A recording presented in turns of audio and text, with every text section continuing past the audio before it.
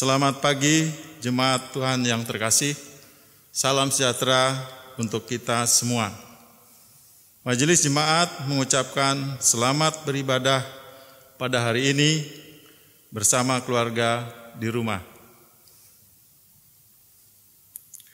Mohon perhatian untuk hal-hal sebagai berikut.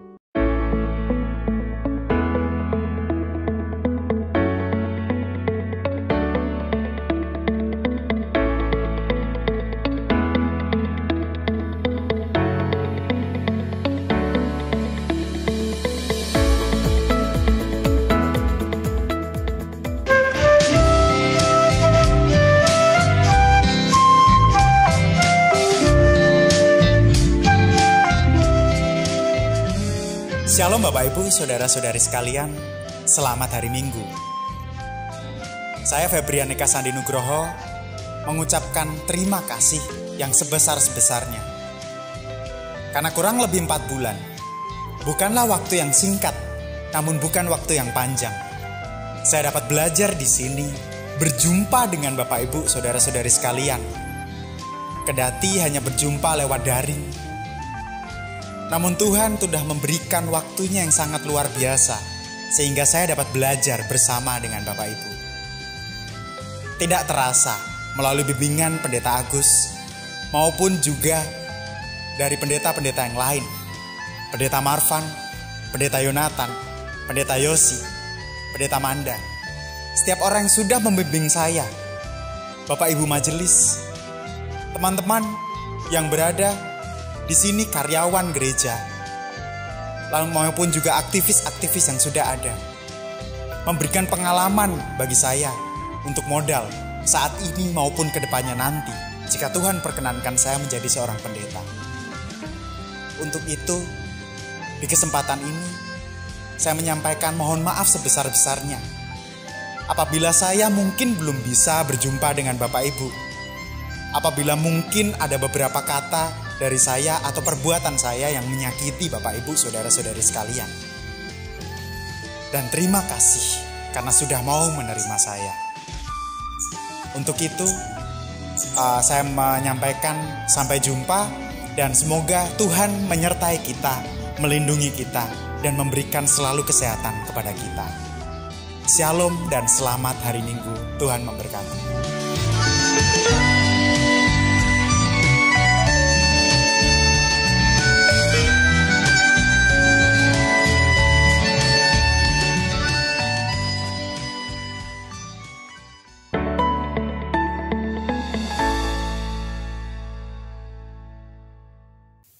Ibadah hari ini dilayani oleh Pendeta Manda Laika Dandel. Demikian warta hari ini. Warta selengkapnya dapat dibaca dalam e-warta GKI Serpong.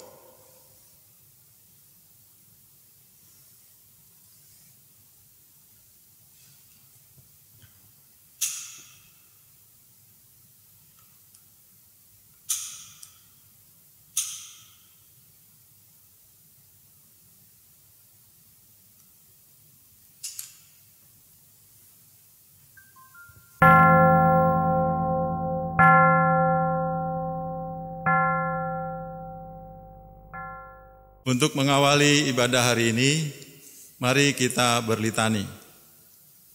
Taurat Tuhan itu sempurna menyegarkan jiwa.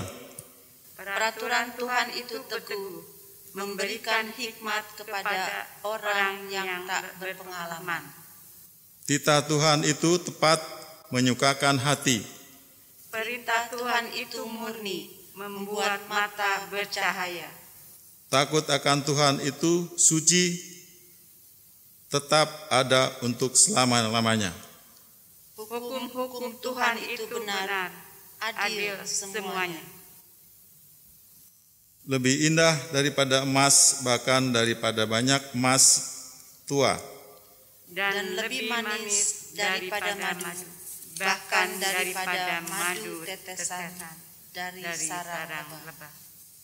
Mari kita mengangkat hati kita kepada Tuhan dan memuji Tuhan yang Maha Kudus.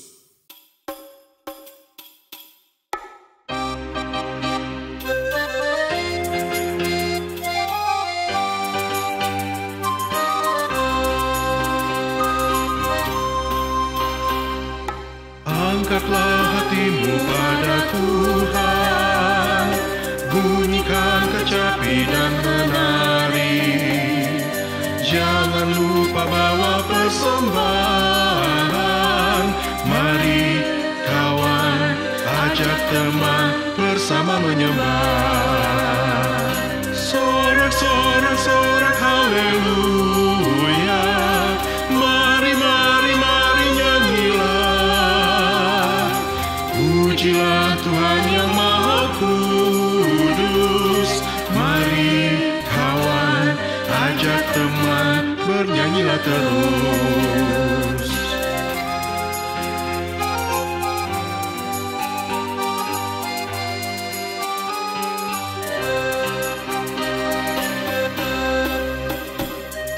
Janganlah mengaku anak Tuhan, jika engkau mengeraskan hati. Jadilah pelaku firman Tuhan. Mari kawan, ajak teman bersama menyembah. Sorak haleluya. Mari nyanyilah. Pujilah Tuhan yang Maha Kudus. Mari kawan, ajak teman, bernyanyilah terus.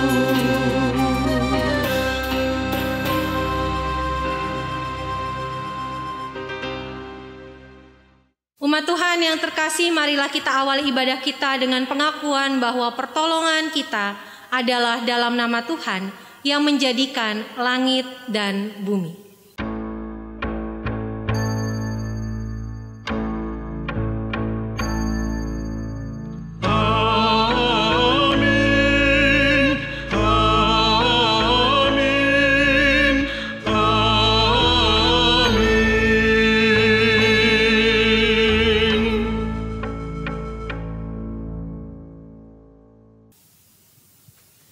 Kasih karunia dan damai sejahtera dari Allah Bapa kita dan dari Tuhan Yesus Kristus dalam persekutuan Roh Kudus beserta dengan Bapak Ibu dan saudara sekalian.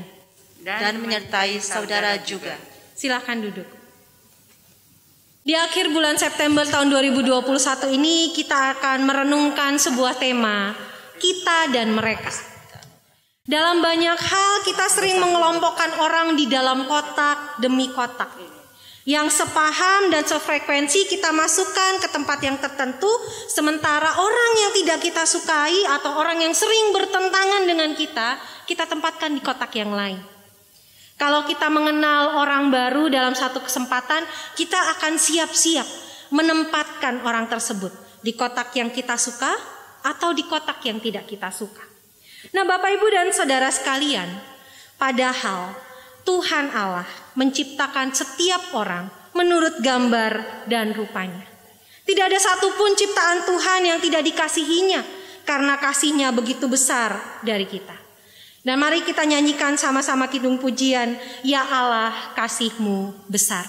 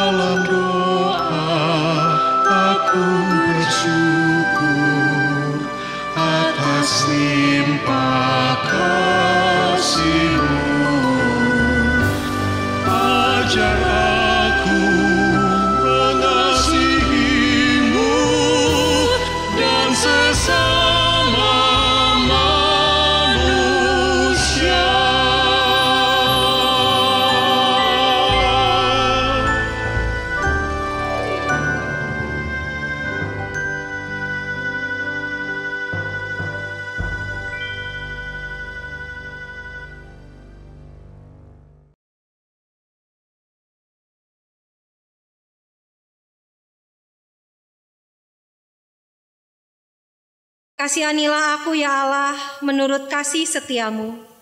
Hapuskanlah pelanggaranku menurut rahmat-Mu yang besar.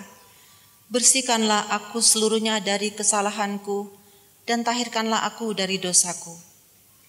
Sebab aku sendiri sadar akan pelanggaranku. Aku senantiasa bergumul dengan dosaku. Bersihkanlah aku daripada dosaku dengan hisop, maka aku menjadi tahir. Basuhlah aku, maka aku menjadi lebih putih dari salju. Sembunyikanlah wajah-Mu terhadap dosaku. Hapuskanlah segala kesalahanku.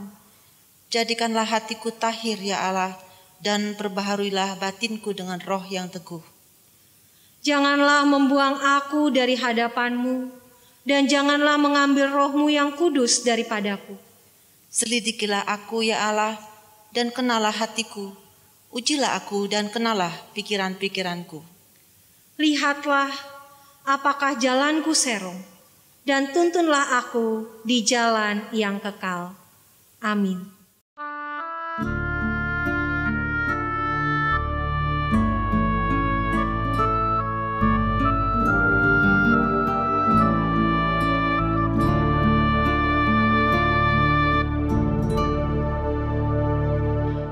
Kasihanilah aku yang lemah, ya Tuhan Maha Kuasa. Hapuskan semua kesalahanku, berilah anugerah. Oleh kasih dan kuasa-Mu, ku rasakan damai-Mu.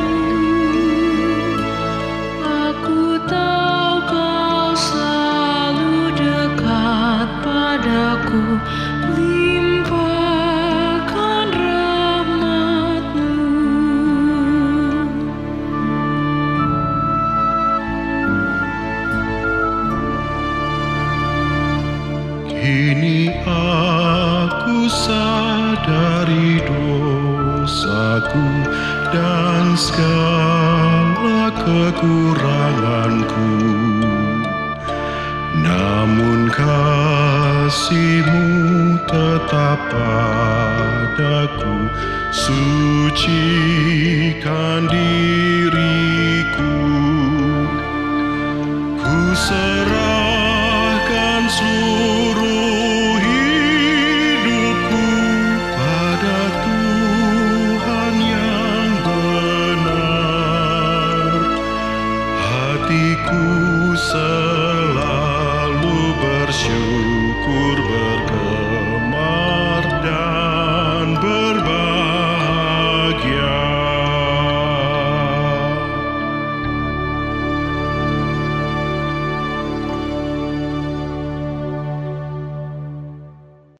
Mari kita berdiri.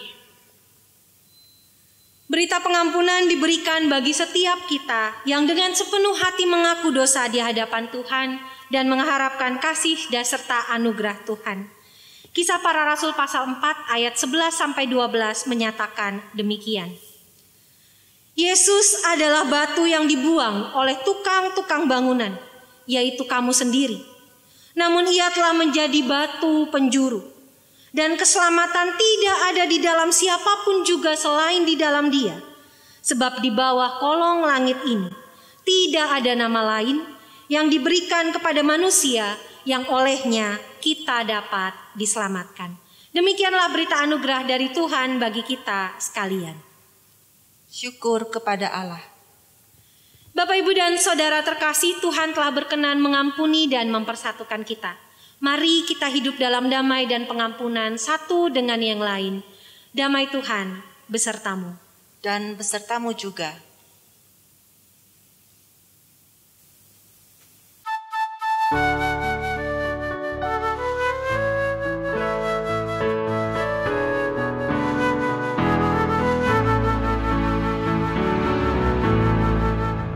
Hanyalah Yesus Juru Selamat, Dialah sumber hidup bakal.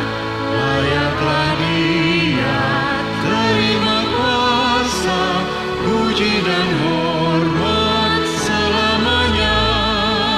Hanyalah Yesus Juru Selamat, aib dan dosa dihapusnya. Hanyalah Yesus Juru Selamat, hidup abadi diberikannya.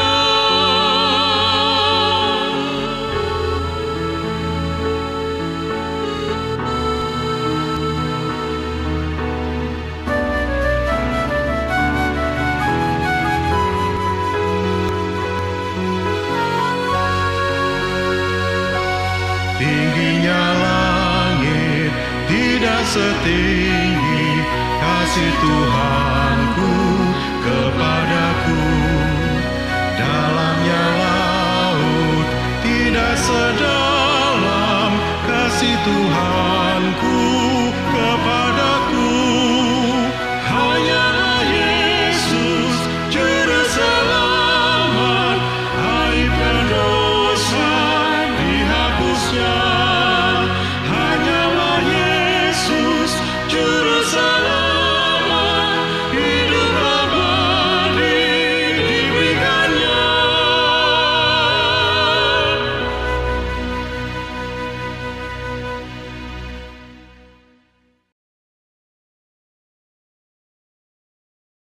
Mari kita berdoa. Ya Tuhan, saat ini kami mempersiapkan diri kami untuk disapa, ditegur, dikuatkan dan diingatkan oleh kebenaran firman Tuhan. Kiranya Roh Kudus Tuhan memenuhi setiap kami, supaya apa yang ingin Tuhan sampaikan bagi kami semua, kami bisa menerimanya dengan baik.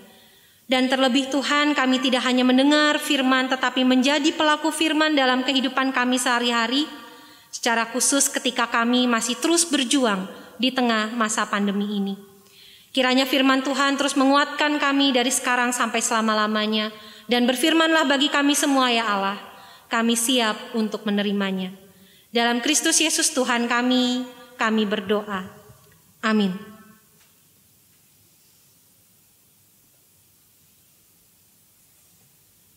Bacaan Alkitab kita berdasarkan Injil Markus pasal 9 ayat 38 sampai 50. Injil Markus pasal 9 ayat 38 sampai 50.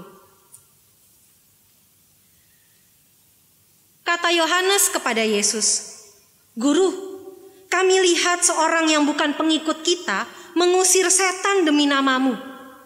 Lalu kami cegah orang itu karena ia bukan pengikut kita." Tetapi kata Yesus, "Jangan kamu cegah dia, sebab tidak seorang pun yang telah mengadakan mujizat demi namaku dapat seketika itu juga mengumpat aku. Barang siapa tidak melawan kita, ia ada di pihak kita. Aku berkata kepadamu, sesungguhnya barang siapa memberi kamu minum secangkir air oleh karena kamu adalah pengikut Kristus, ia tidak akan kehilangan upahnya. Barang siapa menyesatkan salah satu dari anak-anak kecil yang percaya ini, lebih baik baginya jika sebuah batu kilangan diikatkan pada lehernya, lalu ia dibuang ke dalam laut. Dan jika tanganmu yang menyesatkan engkau, penggalah, karena lebih baik engkau masuk ke dalam hidup dengan tangan kudung daripada dengan utuh kedua tanganmu dibuang ke dalam neraka, ke dalam api yang tak terpadamkan. Di tempat itu ulatnya tidak akan mati dan apinya tidak akan padam. Dan jika kakimu menyesatkan engkau, penggalah, karena lebih baik engkau masuk ke dalam hidup dengan timpang daripada dengan utuh kedua kakimu dicampakkan ke dalam neraka. Di tempat itu ulatnya tidak akan mati dan apinya tidak akan padam. Dan jika matamu menyesatkan engkau, cungkilah, karena lebih baik engkau masuk ke dalam kerajaan Allah dengan bermata satu daripada dengan bermata dua dicampakkan ke dalam neraka, di mana ulat-ulat bangkai tidak mati dan api tidak padam. Karena setiap orang akan digarami dengan api. Garam memang baik, tetapi jika garam menjadi hambar, dengan apakah kamu mengasinkannya? Hendaklah kamu selalu mempunyai garam dalam dirimu dan selalu hidup berdamai yang seorang dengan yang lain. Demikianlah pembacaan Alkitab.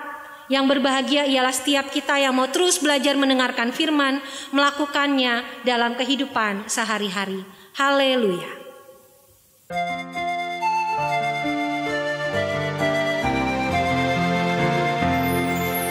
Haleluya, haleluya, haleluya, haleluya,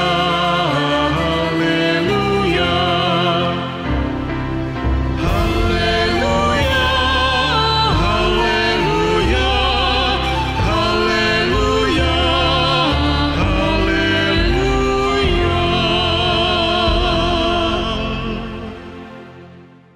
Bapak, Ibu, dan saudara sekalian, izinkan saya bertanya kepada Bapak Ibu. Mana yang lebih Bapak Ibu dan saudara suka? Disapa dengan penuh kasih atau disapa dengan penuh kebencian? Tentu kita setuju bahwa kita akan lebih suka disapa dengan penuh kasih. Kalau kita berjumpa dengan orang lain lalu kemudian disapa dengan senyum yang ramah, dengan perhatian, dengan gestur yang menyenangkan dan juga hangat, maka kita semua pasti suka. Tetapi kalau misalnya kita disapa dengan wajah yang judes, jutek, enggak ramah, ketus, belum apa-apa orang juga udah malas ngelihatnya. Betul kan Bapak Ibu? Kita akan lebih suka kalau misalnya kita diperlakukan dengan baik, dengan ramah. Maka dari itu tidak ada seorang pun yang senang jika diperlakukan dengan tidak baik. Orang-orang di restoran, orang-orang di hotel, tempat wisata atau tempat-tempat yang bergerak di bidang jasa, itu mereka semua akan berusaha melatih karyawan, staf, siapapun yang bekerja di bidang itu untuk menjadi orang-orang yang ramah. Mereka dilatih sedemikian rupa. Karena mereka memegang bahwa orang senang diperlakukan dengan ramah. Dan buat mereka yang bergerak di bisnis ini, kesenangan konsumen adalah keuntungan, cuan dalam segi bisnis. Sehingga mereka akan berupaya sedemikian rupa supaya keramahan itu menjadi nilai untung buat mereka. Namun di sisi lain Bapak Ibu dan Saudara sekalian, sudah menjadi kebiasaan juga bagi kita, sebagian besar dari kita, untuk cepat memberikan penilaian bagi orang lain. Ada yang bisa menilai hanya sekilas saja, dengan melihat penampilannya atau bahkan hanya dengan mendengar dari pihak lain, belum bertemu secara fisik, mereka bisa menilai orang lain. Ini yang membuat orang kemudian sulit bersikap ramah. Belum apa-apa udah negatif duluan. Belum apa-apa udah curiga duluan. Kalau bahasa teman-teman kita udah suuzon. Sehingga Bapak Ibu dan Saudara sekalian, kita harus berupaya sedemikian rupa untuk melatih diri kita menjadi orang yang lebih ramah. Kalau tidak terpaksa karena pekerjaan, karena tuntutan pekerjaan, maka orang cenderung memasang tembok bagi orang lain dan itu bisa berujung pada rasa benci. Ini bisa menjadi persoalan Bapak Ibu dalam kehidupan kita. Dan ternyata persoalan ini, masalah ramah tidak ramah, masalah memilah orang dengan penampilannya, dengan penilaian dari kita, itu sudah ada sejak dahulu. Manusia sepertinya akan terus bergumul dengan situasi seperti ini. Memilah mana yang cocok dengan kita, mana yang bisa diperlakukan dengan ramah, mana yang tidak. Dan itu bisa kita baca dalam bacaan Injil kita hari ini. Ketika ada seorang yang bukan murid Tuhan Yesus melakukan mujizat di tempat lain, yang gemes malah murid-muridnya Tuhan Yesus. Padahal Tuhan Yesus sendiri tidak mempermasalahkan hal itu. Kalau kita memperhatikan dengan cermat apa yang diungkapkan oleh murid Tuhan yang bernama Yohanes, ini mengindikasikan, menandakan bahwa ada eksklusivitas di antara para murid Tuhan. Karena orang yang melakukan mujizat itu bukan bagian dari para murid, maka seharusnya mereka tidak boleh melakukan mujizat itu. Mujizat itu hanya bisa dilakukan oleh bagian khusus yang namanya murid-murid Yesus.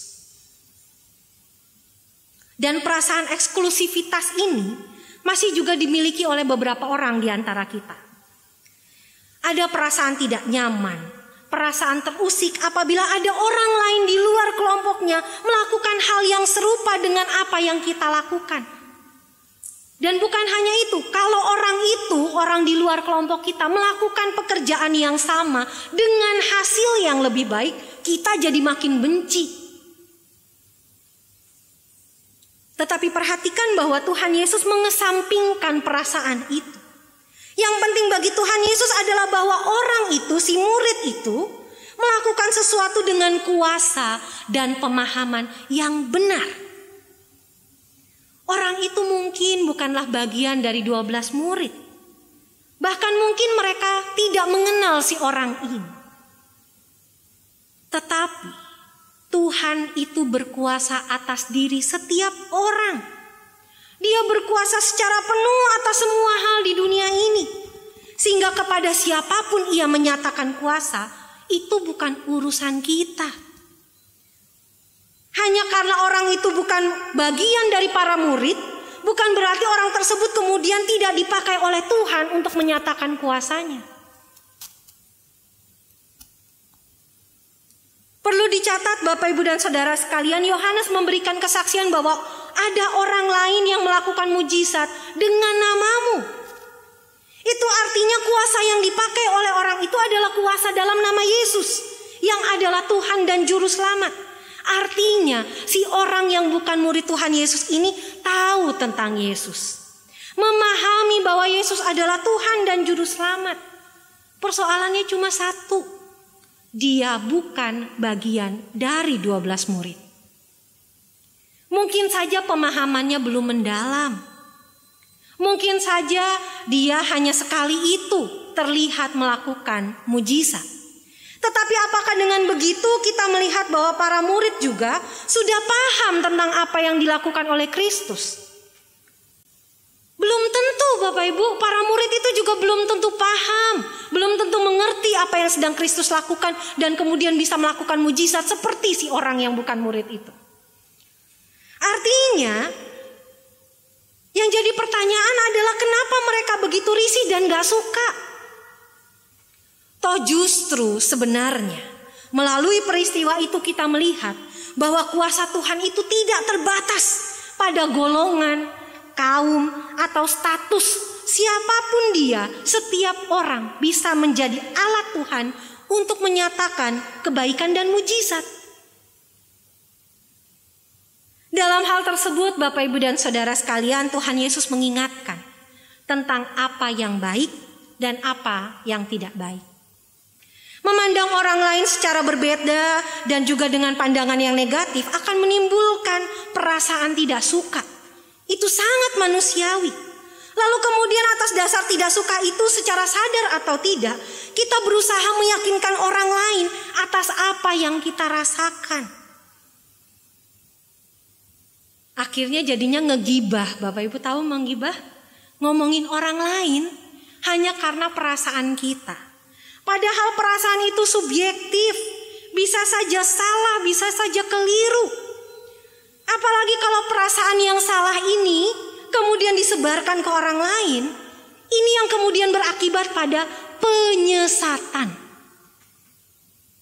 penggiringan opini, yang kemudian akhirnya membentuk sebuah kenyataan palsu yang bisa dikategorikan sebagai penyesatan.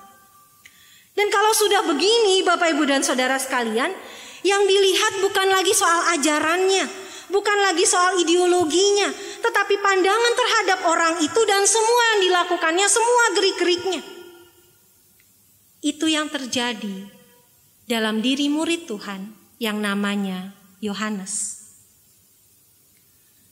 Akhirnya Tuhan Yesus mengingatkan kepada kita siapa saja yang dapat menyesatkan orang lain dengan cara seperti itu, lebih baik ditenggelamkan.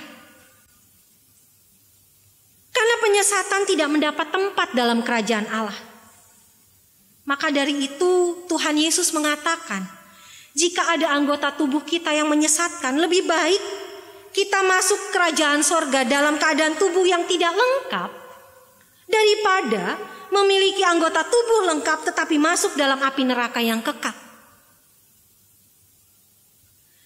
Apakah mungkin demikian Bapak Ibu? Kalau kita praktekkan secara letterlock, secara harafiah apa yang ada dalam Alkitab ini, apakah kemudian dengan artinya kita benar-benar memenggal bagian anggota tubuh kita yang menyesatkan? Tentu saja tidak Bapak Ibu. Ini kiasan. Yang artinya adalah supaya kita berhati-hati dalam mengeluarkan pendapat yang berdasarkan pada perasaan, apalagi rasa tidak suka, yang kemudian terlebih dahulu membungkus semua pendapat-pendapat kita dengan rapi. Belum tentu benar, belum tentu tepat. Lalu kemudian bacaan Injil kita hari ini ditutup dengan pernyataan yang menarik dari Tuhan Yesus. Tuhan Yesus mengingatkan tentang garam. Garam ini ada di bagian Injil yang lain Bapak Ibu. Injil Matius dan Injil Lukas. Dalam Injil Matius bagian tentang garam ini disampaikan di awal ketika para murid ada di bukit dan sedang mendengarkan khotbah Tuhan Yesus. Dalam Injil Lukas bagian tentang garam ini disampaikan agar orang-orang pada waktu itu sungguh-sungguh mengikut Tuhan dan tidak ada alasan untuk berkompromi dengan hal-hal duniawi. Artinya, perumpamaan tentang garam atau gambaran tentang garam ini mengingatkan kepada kita. Tuhan Yesus mengingatkan kepada kita tentang peran kita semua, yaitu sebagai sosok yang bisa memberi rasa di tengah dunia ini. Artinya kita semua diingatkan untuk menjadi pengikut Yesus secara utuh, tidak setengah-setengah. Masa ikut Tuhan Yesus masih ngegosip? Masa ikut Tuhan Yesus tapi memandang orang lain dengan sebelah mata? Ikut ibadah tapi tetap aja melakukan hal-hal yang tidak ada faedahnya, yang tidak membawa manfaat, apalagi jadi berkat. Bapak, Ibu, dan Saudara sekalian, Kita semua diajak untuk melakukan sesuatu bersama dengan orang-orang di sekitar kita dengan baik. Dengan karakter, sifat, penampilan yang berbeda-beda, kita perlu saling melengkapi satu dengan yang lain. Bukan kemudian malah membentuk kelompok eksklusif, atau kemudian menyingkirkan orang lain hanya karena mereka berbeda dengan kita. Sadarkah kita bahwa Tuhan menciptakan manusia itu memang tidak hanya satu jenis? Sudah dari sananya, sudah dari naturnya, Tuhan itu menciptakan manusia dengan keberagaman yang ada. Ada laki-laki, ada perempuan. Sadarkah kita bahwa di dunia ini lebih dari satu suku yang ada? Sadarkah kita kemudian bahwa ada banyak orang yang bisa Tuhan pakai untuk menunjukkan kuasanya bagi keselamatan kita dan juga dunia ini? Sadarkah kita? Dengan kenyataan seperti itu, Bapak Ibu, apakah elok kemudian kalau kita mengkotak-kotakan orang sesuai dengan selera kita? Oh, orang Jawa kotaknya di sini, orang Batak kotaknya di sini, dan segala macam latar belakang dimasukkan dalam kotak-kotaknya. Kalau terkotak-kotak, maka karya Tuhan itu tidak bisa dilakukan secara maksimal karena terhalang, tertutup, tidak bisa meluas. Karena hanya dibentuk dalam kotak-kotak kecil, lingkup-lingkup kecil buatan kita manusia yang terbatas.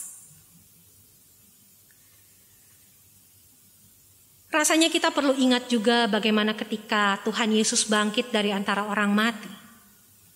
Hal yang dilakukan Tuhan Yesus adalah menembus pintu dan jendela yang tertutup. Karena para murid merasa takut, saking eksklusifnya mereka menutup diri. Tapi Yesus datang menembus semuanya itu. Apa yang mereka tutup ditembus oleh Tuhan Yesus untuk menyatakan, inilah aku yang bangkit. Sehingga dengan logika yang sama seharusnya kita juga tidak menutup diri. Agar berita kebangkitan Tuhan dan keselamatan dari Tuhan itu bisa dinyatakan kepada semua orang. Kita tidak perlu menutup diri. Kita justru harus membangun kerjasama dengan orang lain. Jadi runtuhkanlah Bapak Ibu tembok-tembok yang memisahkan kita. Perasaan-perasaan curiga, perasaan-perasaan benci, perasaan tidak suka yang kemudian membuat kita jadi terasing dari orang lain. Runtuhkan itu. Buang semua pembatas itu. Marilah kita jadi satu. Sama seperti doa Tuhan Yesus di Taman Getsemani. Dia berdoa supaya semua orang menjadi satu. Sama seperti dia dan Bapa adalah satu. Kita dan mereka bisa jadi satu. Kita dan mereka bisa menjadi kami. Itulah sebabnya kenapa Tuhan Yesus tidak menyebutkan doa Bapa kita atau doa Bapa mereka. Tuhan Yesus menyebutkan doa Bapa kami. Karena yang dikehendaki dari setiap kita adalah bentuk kasih yang nyata, sehingga kita bisa menjalin relasi dengan sesama untuk membangun hal-hal yang baik, untuk menunjukkan kuasa Tuhan yang jauh lebih sempurna ketika kita mau menjadi satu di dalamnya. Tuhan Yesus menolong dan memberkati kita sekalian. Amin.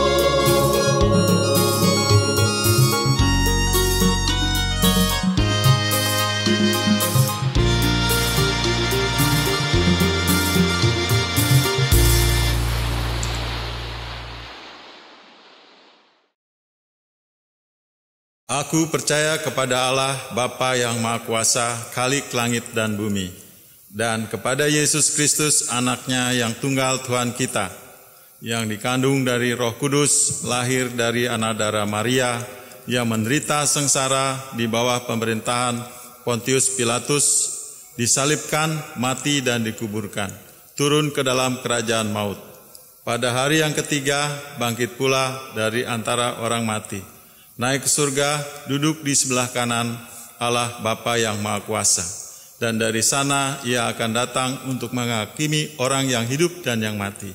Aku percaya kepada Roh Kudus, gereja yang kudus dan persekutuan orang kudus, pengampunan dosa, kebangkitan orang mati, dan hidup yang kekal.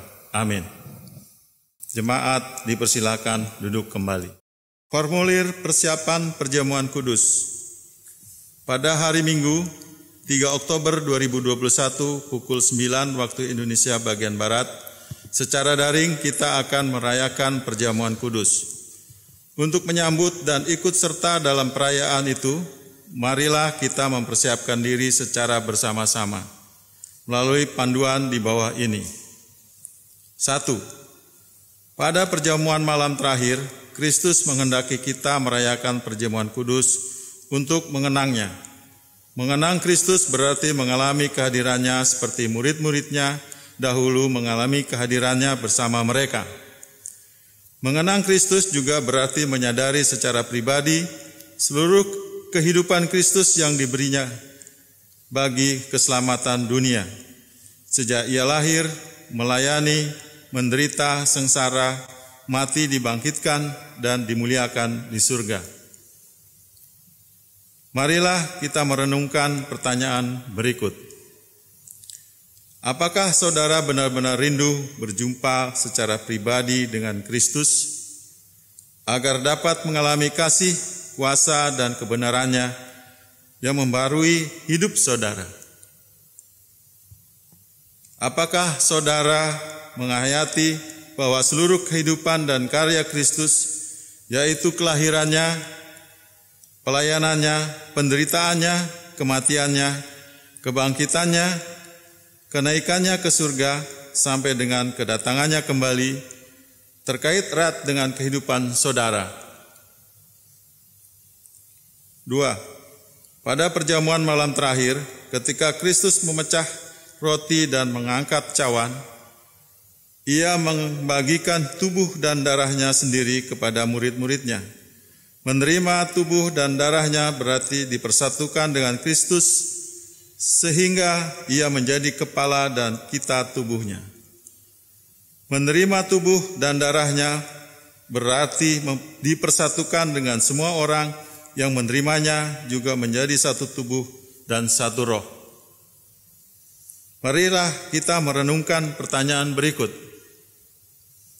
Apakah saudara menghayati bahwa Kristus adalah kepala seluruh kehidupan saudara dalam hidup berjemaat dan bermasyarakat, dalam keluarga dan pekerjaan saudara? Apakah saudara menghayati bahwa saudara adalah anggota tubuh Kristus yang saling mengasihi seorang terhadap yang lain?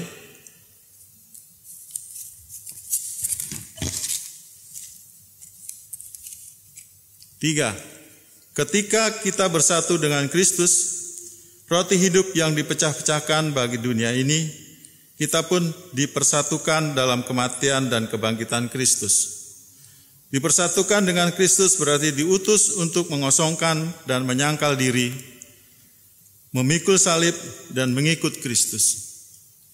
Dipersatukan dengan Kristus berarti diutus untuk memberi hidup kita demi keselamatan. Marilah kita merenungkan pertanyaan berikut. Apakah dalam persekutuan dengan Kristus, saudara mau berkorban dan menjadi berkat bagi sesama saudara? Apakah saudara menyadari bahwa sebagai anggota tubuh Kristus di tengah dunia, saudara menjadi mata dan telinga bagi Kristus yang melihat dan mendengarkan serta peduli terhadap kebutuhan dan masalah sesama saudara? Sudahkah saudara menjadi mulut bagi Kristus yang menyuarakan kebenaran dan keadilan dalam lingkungan saudara? Saudakah saudara menjadi tangan bagi Kristus yang berkarya memperjuangkan damai sejahtera di muka bumi? Kiranya Roh Kudus menolong kita semua dalam mempersiapkan diri untuk merayakan perjamuan kudus mendatang. Mari kita satukan hati kita untuk menaikkan doa syafaat. Mari kita berdoa. Tuhan, kami menyatukan hati kami untuk bersama-sama berdoa bagi saudara-saudara kami yang saat ini bergumul dengan relasi mereka dengan orang-orang terdekatnya. Baik itu orang tua anak, kakak adik, teman, sahabat, rekan kerja, siapapun ya Tuhan, yang saat ini mungkin karena tuntutan pekerjaan atau karena persoalan sehingga mereka tidak lagi akrab. Pandemi ini justru membuat relasi mereka renggang. Dan ada banyak kesalahpahaman sehingga menimbulkan kebencian, rasa tidak suka maupun rasa tidak nyaman. Biarlah Tuhan Engkau beserta dengan mereka. Pulihkan relasi mereka ya Allah, sehingga melalui apa yang mereka lakukan, mereka boleh melihat wajah Tuhan dan menyatakan kasih Tuhan satu sama lain. Biarlah kami mau belajar untuk memuliakan Tuhan bersama dengan orang-orang di sekitar kami. Biarlah keberadaan kami justru menjadi berkat, bukan menjadi batu sandungan. Biarlah kehadiran kami menjadi garam yang memberi rasa, yang memberi sukacita, yang membuat nyaman orang-orang di sekitar kami. Kami menyerahkan ya Tuhan, relasi kami dengan orang-orang di sekitar kami ke dalam tangan kasih-Mu. Kami juga berdoa ya Tuhan mengingat saudara-saudara kami yang bergumul dengan sakit penyakit. Kiranya Tuhan juga terus tuntun dan sertai pengobatan, perawatan, dan pemulihan mereka. Kiranya Tuhan memberkati semua daya dan upaya untuk mendapatkan kesembuhan. Kiranya Tuhan yang adalah tabib di atas segala tabib, menyembuhkan mereka dengan kuasa-Mu. Berdoa juga ya Tuhan untuk kehidupan kami, di masa new normal ini ketika kami harus berdampingan dengan virus, ketika kami harus beradaptasi kembali dengan situasi seperti sekarang ini. Tuhan mampukan kami untuk tetap melakukan protokol kesehatan. Ketika kami berada di luar rumah, ketika kami melakukan pekerjaan kami, biarlah kami juga terus Tuhan jaga dan sertai. Berikan kami kekuatan, berikan kami kesehatan sehingga kami terbebas dari sakit penyakit, terhindar dari virus corona. Berdoa juga ya Tuhan untuk pemerintah kami, bangsa Indonesia. Biarlah Tuhan, pemerintah juga boleh terus mengupayakan yang terbaik untuk keselamatan kami semua. Dan biarlah kehadiran kami sebagai gereja Tuhan terus menjadi alat pendamaian. Kehadiran kami sebagai umat Tuhan juga boleh terus menyebarkan cinta kasih, sehingga kehidupan kami di tengah bangsa dan negara ini boleh menjadi berkat, boleh menjadi garam dan terang bagi masyarakat Indonesia. Kiranya ya Tuhan, Engkau yang terus tuntun dan sertai para pemimpin kami, mampukan mereka untuk memutuskan apa yang baik. Kebijakan-kebijakan yang diambil biarlah itu semua hanya untuk kebaikan kami bangsa Indonesia. Kami menyerahkan pemerintah kami, gereja kami, serta kehidupan kami sebagai umat Tuhan hanya ke dalam tangan pengasihan-Mu. Kami menyerahkan pergumulan kami, hal-hal yang mungkin tidak terucapkan tetapi kami percaya Tuhan tahu apa yang kami alami, kami rasakan dalam hati kami. Kami mau menyerahkannya ke dalam tangan kasih-Mu karena Tuhanlah satu-satunya sumber pertolongan dan kekuatan bagi kami. Kami naikkan doa ini hanya dalam satu nama, Tuhan kami Yesus Kristus yang telah mengajarkan kami berdoa bersama-sama. Bapa kami dalam surga, dikuduskanlah nama-Mu. Datanglah kerajaan-Mu, jadilah kehendak-Mu di bumi seperti di sorga. Berikanlah kami pada hari ini makanan kami yang secukupnya, dan ampunilah kami akan kesalahan kami, seperti kami juga mengampuni orang yang bersalah pada kami. Dan janganlah membawa kami ke dalam pencobaan, tetapi lepaskanlah kami daripada yang jahat. Karena Engkau yang punya kerajaan, dan kuasa, dan kemuliaan sampai selama-lamanya. Amin. Pengantar dan dasar persembahan. Umat terkasih, Firman Tuhan mengingatkan kita untuk selalu bersyukur kepada-Nya di setiap waktu, dalam kondisi dan situasi apapun. Kebaikan Tuhan kepada kita juga terus Ia berikan dalam setiap keadaan.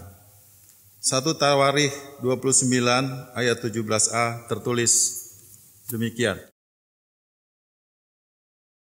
Aku tahu, ya Allahku, bahwa Engkau adalah penguji hati dan berkenan kepada keikhlasan.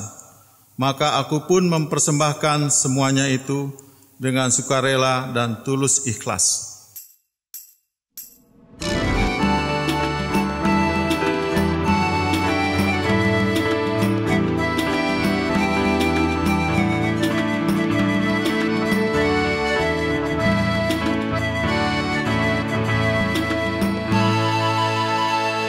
Di sini aku bawa Tuhan, persembahan hidupku semoga berkenan. Berapalah nilainya Tuhan dibandingkan berkat-Mu yang telah Kau limpahkan. Terimalah Tuhan, oh terimalah Tuhan.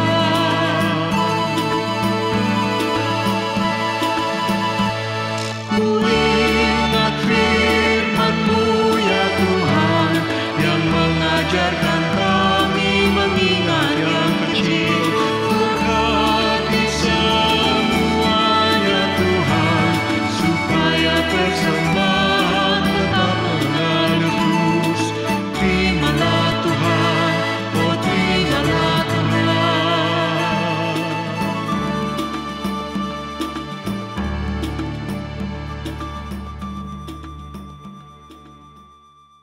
Mari kita bawa persembahan kita dalam doa. Mari kita berdoa. Tuhan Allah Bapa kami yang ada dalam surga, kami mengucap syukur atas berkat-Mu sepanjang hidup kami. Pada hari ini kami mau berikan persembahan melalui transfer. Kiranya Tuhan berkati.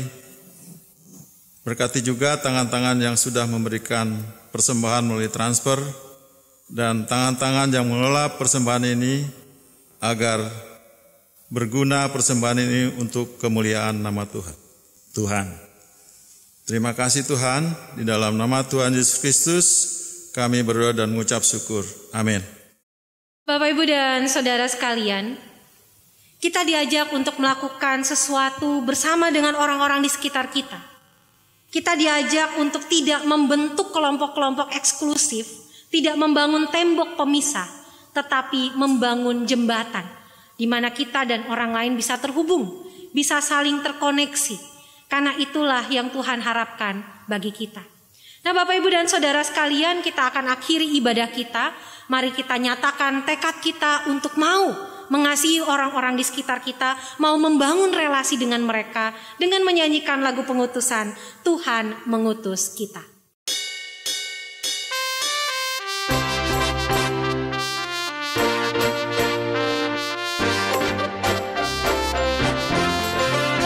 Tuhan mengutus kita ke dalam dunia, bawa pelita kepada yang gelap. Meski dihina serta dilanda duka, harus melayani dengan sepenuh. Dengan senang, marilah kita melayani umat-Nya. Dengan senang, berarti kita memuliakan nama-Nya.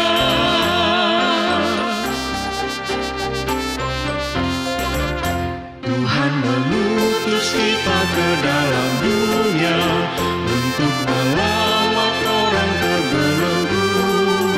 Meski dihina serta dilanda duka, harus melayani dengan sepenuh. Dengan senang, marilah kita melayani umat-Nya. Dengan senang, berarti kita memuliakan nama-Nya.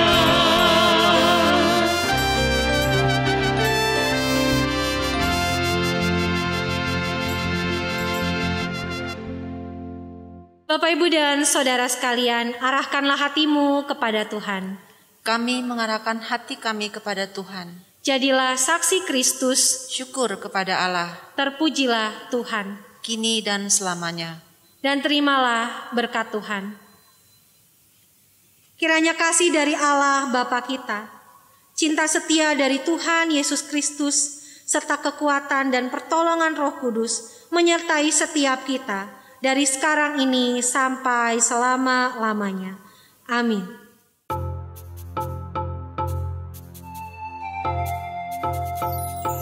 Haleluya, haleluya, pujilah Tuhanmu selamanya.